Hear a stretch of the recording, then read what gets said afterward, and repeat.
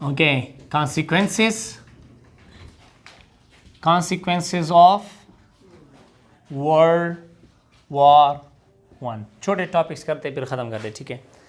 एक हमने कल खिलाफत मूवमेंट किया था, ठीक है। खिलाफत मूवमेंट किस तरह शुरू हो गया, जब ट्रीटी ऑफ सेवरस मतलब तुर्क्स यानी ओटोमन एम्पायर और एलाइड फोर्सेस के दरमियान हुई, तो उसमें उन्होंने एक चीज़ मतलब डाल दी थी, वो था खिलाफत पर सेंक्शन लगाना, यानी जो खलीफा होगा वो नहीं होगा, ठीक है। तो वहाँ से फिर यहाँ पर जो इंडियन के मुसलमान थे उसकी तो ताल्लुक़ थी किसके साथ, खलीफा के साथ। तो लिहाजा उन्होंने एक मूवमेंट शुरू की जिसमें मौलाना अली जौहर था, ठीक है, मौलाना अब्दुल आज़ाद कलाम था, ठीक है। ये लोग थे जिन्होंने ये खिलाफत मूवमेंट शुरू किया था। बाद में ये इंग्लैंड भी चले गए थे, फिर वहाँ पर नाकाम हो गए। जब वो आ गए वापस तो फिर क्या हो गया, फिर उन्होंने नन कोऑपरेशन मूवमेंट जो है वो शुरू की। इसमें गांधी की कांग्रेस भी मौजूद थी, साथ में गांधी भी था, ठीक है। दोनों ने बायकाट किया कि भाई अंग्रेज़ों के साथ आज के साथ कोई भी जॉब नहीं करेगा, ठीक है। और इसी तरह जो है वो मतलब खिलाफत नन कोऑपरेशन मूवमेंट जो है वो चलती रही। बाद में नन कोऑपरेशन मूवमेंट में क्या हो गया, उन्होंने तारिकुल मलावत फतवा जारी किया और एक साइड से गांधी ने भी अपने लोगों का कि आप हुकूमत को सपोर्ट ना दे दे, ठीक है। तो बाद में जो है वो अनसक्सेसफुल रहा, क्यों, जबकि चोरा चोरी का मतलब वो वाक़या हो गया तो गांधी ने उसको रिनाउंस किया, गांधी ने उस नन कोऑपरेशन मूवमेंट को क्विट किया, सही है।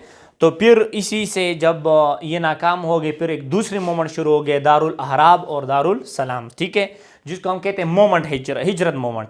तो हिजरत मूवमेंट जो है बहुत से लोग अफगानिस्तान को चले गए, लेकिन उस वक्त अफगानिस्तान के अंदरूनी हालात खुद ख़राब थी, तो वहाँ पर फिर उन्होंने बॉर्डर क्लोज़ किए, तो उसका जो खिलाफत मूवमेंट था वो भी मुसलमानों का नाकाम हो गया, सही है, ठीक है।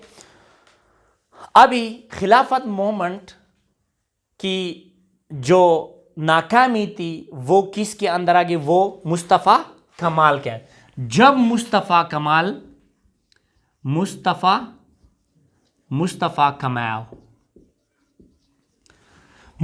कमाल ने जब तुर्की में नेशनलिज्म को राइज दिया, तुर्की में, ठीक है, और ये था नेशनलिज्म का फाउंडर, ठीक है। वो कह रहे थे कि तुर्क को यूनाइट करना चाहिए, तुर्क को अपनी तरक्की पर तवज्जो देना चाहिए। ये था मुस्तफ़ा कमाल की आवाज़, जिसको हम इंग्लिश में कमालिज्म कहते हैं। वो बाद में कहेंगे कमालिज्म अपनी थ्योरी है, उन्होंने अपनी पॉलिसी बनाए थे। लेकिन ये मुस्तफ़ा कमाल था जो 1923 में जो है उसने तुर्की पर अपनी कब्जा जमाया, ठीक है। तो अंडर मुस्तफ़ा कमाल क्या हो गया, ही रिजेक्टेड और ही अबोलिश्ड। क्या उसने अबोलिश किया, ही अबोलिश द कैलिफेट। जो खलीफा था, खलीफा का जो कानून था, जो खिलाफत था, उसको क्या किया, उसको ख़त्म किया। जो खिलाफत की तौर तरीक़े थे उसको उन्होंने क्या किया, ख़त्म किया। एक तो ये मुस्तफ़ा कमाल ने किया। मुस्तफ़ा कमाल दुनिया का सबसे अजीम पॉलिटिकल एक्टिविस्ट में शुमार होता है, ठीक है, क्योंकि इन्होंने बहुत से चेंज लाए थे। एक और चीज़ थी, ही रिस्टोर्ड many territories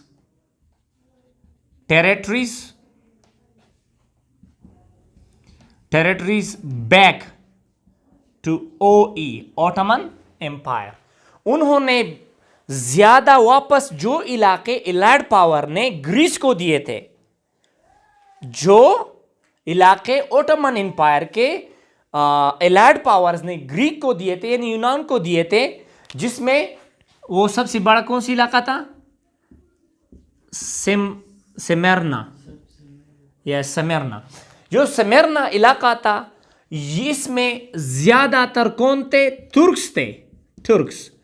तो यहां पर ग्रीस भी आबाद हो गए, ग्रीस यानी ग्रीक्स भी आबाद है, ग्रीक्स ऑल्सो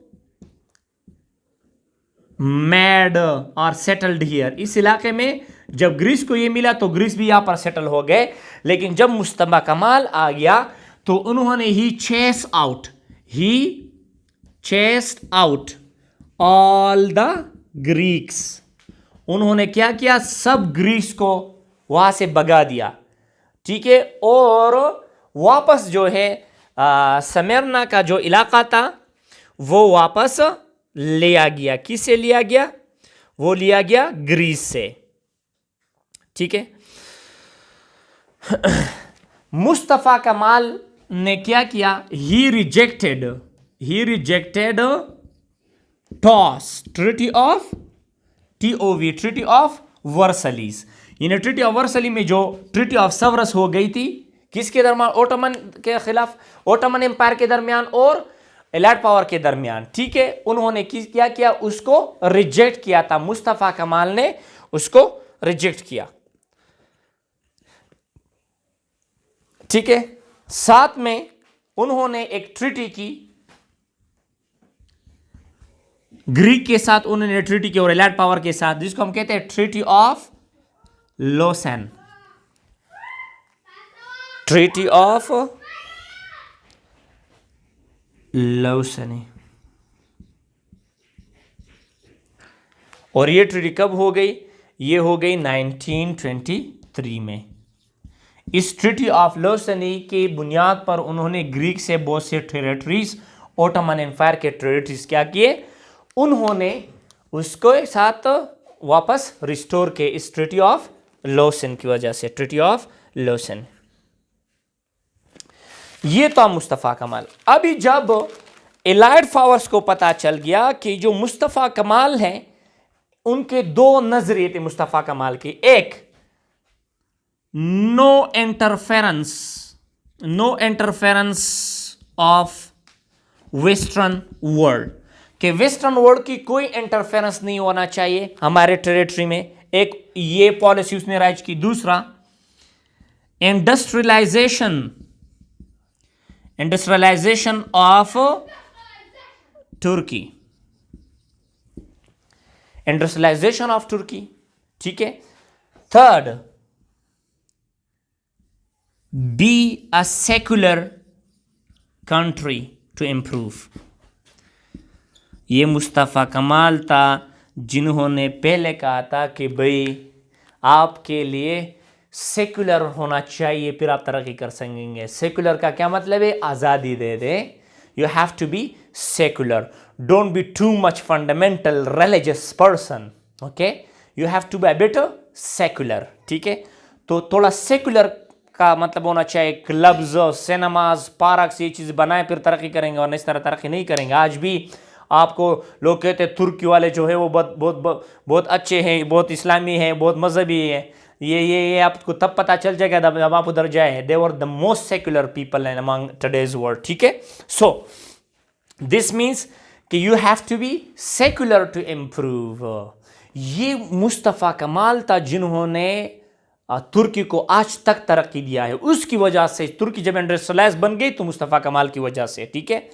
लेकिन एक बात हो गई। Now here is interesting thing. अभी मुस्तफ़ा कमाल जो है वो एक थ्रेट बन रहा था, किसके लिए? वेस्टर्न वर्ल्ड के लिए, एलाइड पावर्स के लिए। तो एलाइड पावर्स ने एक चाल चलाई। वो चाल क्या थी? अभी अगर आपको याद है, ओटोमन एम्पायर्स की कॉलोनीज थे जो फ्रांस और ब्रिटेन ने लिए थे या नहीं लिए थे, ठीक है। अभी क्या हो गया? ये जो अरब वर्ल्ड था, अरब वर्ल्ड, उस वक्त 1918 में, 1917 से लेकर 1918 में, इसी वक्त तक अरब वर्ल्ड जो है वहां पर न्यू डिस्कवरीज हो रही थी। यानी तेल के नए नए डिस्कवरीज हुए थे, इससे पहले भी हुए थे, लेकिन जो पीक तक अरब में ज़्यादातर मशीनरीज और इंडस्ट्रीज जो तेल को निकालते थे वो पीक तक पहुंच गए। कहाँ तक? यहाँ तक। तो अब ये एलाइड पावर्स जो थे वो जानते थे कि भाई इंडस्ट्रियलाइजेशन बगैर तेल के तरक्की नहीं कर सकती। तो लिहाजा उन्होंने क्या किया? उन्होंने अरब के साथ सीक्रेट मुआहदे किए। वो उसमें एक बंदा बहुत ज्यादा, टी.ई. लॉरेंस, का नाम याद रखे, टी.ई. लॉरेंस। अभी जब उनको पता चला एलाइड पावर्स को, ठीक है, कि भाई ये जो मुस्तफ़ा कमाल ये तो हमारे लिए मसले बना रहे हैं, ठीक है। तो पहले से उन्होंने एक प्लान बनाया था तुर्की के लिए कि ओटोमन एम्पायर को किस तरह गिराएंगे। पहले से उन्होंने प्लान बनाया था, किसने? एलाइड पावर ने। तो एलाइड पावर में खास कर ये जो T.E. लॉरेंस था, ये ब्रिटिश ऑफिसर था, ब्रिटिश ऑफिसर। T.E. लॉरेंस जो है वो क्या था, वो एक ब्रिटिश ऑफिसर था, इसको याद रखे। ही incited Arabs against OE। इस ईयर में जब वॉर शुरू होता, इसी दौरान जो है ये जो ब्रिटिश ऑफिसर था, उन्होंने अरब्स की दुनिया मतलब फलस्तीन को, इराक को, जॉर्डन को, चिचनिया को, जितने भी अरब कंट्रीज थे उस वक्त, इन ममालिक को उन्होंने उनके अरब्स को मोटिवेट किया था। और ये अरब्स जो है ये अगेंस्ट हो गए थे, किसके? ओटोमन एम्पायर की वजह से। याद रखे, अरब वर्ल्ड जो था, Arab world was fighting against CP and WW1। World war 1 में अरब की दुनिया जो थी, अल्लाह का कॉलोनीज थी, वो खिलाफ थी किसके? ओटोमन एम्पायर के, वो खिलाफ थी जर्मनी के, वो लड़ रहे थे। क्योंकि ब्रिटिश जो है, ब्रिटिश, क्योंकि फ्रांस में तो एलाइड पावर था, मोरक्को में, ट्यूनीशिया में, ये सब अरब वर्ल्ड है, ठीक है। तो ये लोग को उन्होंने कहा कि इस जंग के बाद हम आपको क्या देंगे? फिर आजादी देंगे अगर आप हमारे साथ इस जंग में लड़े। Do you understand what I am saying? तो ये अरब्स जो थे ये ओटोमन के खिलाफ लड़ रहे थे वर्ल्ड वॉर 1 में, ठीक है, सेंट्रल पावर के खिलाफ लड़ रहे थे, ठीक है। बाद में क्या हो गया? Arabs were not given independence, उनको कुछ इंडिपेंडेंस नहीं दिया गया, वर नॉट गिवन इंडिपेंडेंस, ठीक है, बाय एपी एलाइड पावर्स, ठीक है। एलाइड पावर्स ने कुछ इंडिपेंडेंस नहीं, वैसे उनको बस धोखे में रख दिया, डिसेप्शन में रख दिया कि भाई आप हमारे साथ लड़े, बाद में हम आपको आजादी देंगे, ठीक है। क्यों अरब आजादी नहीं दे रहा था? क्यों एलाइड पावर उनको आजादी नहीं दे रहा था? क्योंकि वहां पर क्या रिसोर्सेज थे? Natural resources of oil. अभी इसकी बड़ी बड़ी टॉपिक्स आ रहे हैं, ठीक है। अभी क्या हो गया? Arab went against in their minds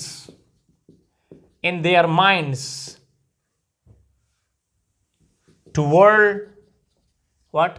Toward AP when Jews was given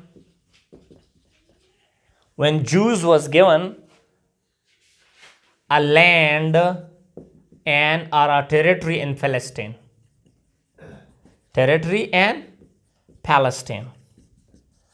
अभी जो अरब वर्ल्ड था इसका क्या हो गया?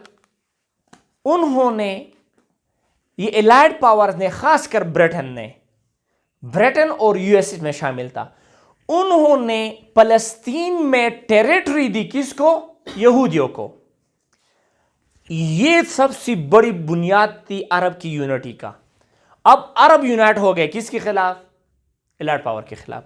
इसके बाद अभी जंग शुरू हो रहे हैं, वो तो अभी बाद में करेंगे, ठीक है। एनी क्वेश्चन यहां तक? अरब वर्ल्ड पहले किसके साथ थे? एलाइड पावर के साथ थे, ओटोमन एम्पायर के खिलाफ ही लड़ रहे थे, ठीक है, क्योंकि वो कह रहे कि हम आजादी देंगे। लेकिन जब फलस्तीन में यहूदियों को वहां पर उनकी टेरिटरी दी गई, बाद में इसराइल बन गया, सही है, तो उनको टेरिटरी दी गई, तो ज्यादातर अरब जो है वो क्या हो गए? वो खिलाफ हो गए, ठीक है, किसकी? एलाइड पावर की। इसराइल वहां पर था पहले से कुछ इसराइल थे या माइनॉरिटी थे, फिर उन्होंने टेरिटरी दी। बाद में वर्ल्ड वॉर 2 में जब हिटलर उनको मार रहा था तो सब वहां पर चले गए यहूदी, ठीक है, वो आ रहे हैं। फिर उनको एक मुकम्मल तौर पर एक इंडिपेंडेंस स्टेट दिया गया, ठीक है। कुछ टेरिटरी मतलब उनको दिए गए थे कि ये इलाका उनका है, सही है। तो इसी वजह से उनमें बगावत, मतलब उनमें गुस्सा चढ़ गया, किसके खिलाफ? एलाइड पावर के खिलाफ। अभी ये सब चीजें हम क्लियर करेंगे, अभी यहाँ रहने वाले हैं, ठीक है। सर इस वक्त ये ओटोमन एम्पायर का हिस्सा था। कौन सा? ये जो फलस्तीन था ये फ्रांस को दिया गया था, अगर आपको याद है, वो मतलब अल्लाह का ओटोमन का हिस्सा था। जब ये लोग बगावतें कर रहे थे तो ओटोमन के खिलाफ की बगावतें कर रहे थे, क्योंकि ये ब्रिटिश जो थे वो उनको वरगला कर रहे थे, उनको इंसाइट कर रहे थे। उस वक्त इनकी कॉलोनी थी। जब ओटोमन एम्पायर गिर गया तो फिर किसने लिए ये इलाके?